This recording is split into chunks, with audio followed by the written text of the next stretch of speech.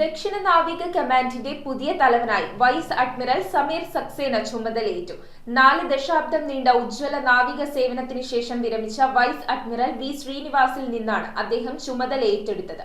കൊച്ചിയിലെ നാവികസേന ആസ്ഥാനത്തെ യുദ്ധ സ്മാരകത്തിൽ ഇരുവരും ചേർന്ന് വീര ജവാന്മാർക്ക് ആദരാഞ്ജലി അർപ്പിച്ചു.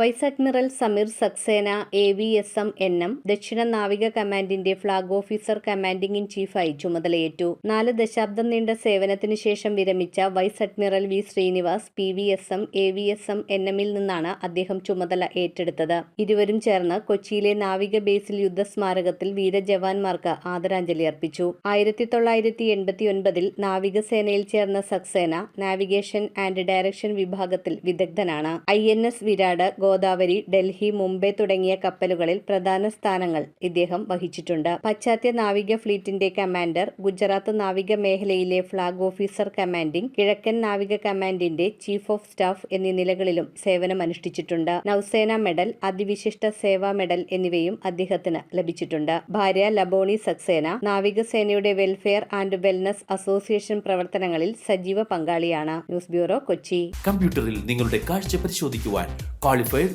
ഒപ്ട്രോമെട്രിസ്റ്റിന്റെ സേവനം ലഭ്യമാണ്. KR Opticals, near federal bank, Palluruthy. Specs world, opposite TB hospital, Karuvelippady. KR Opticals, combustion മുക്ക്, കുമ്പളങ്ങി.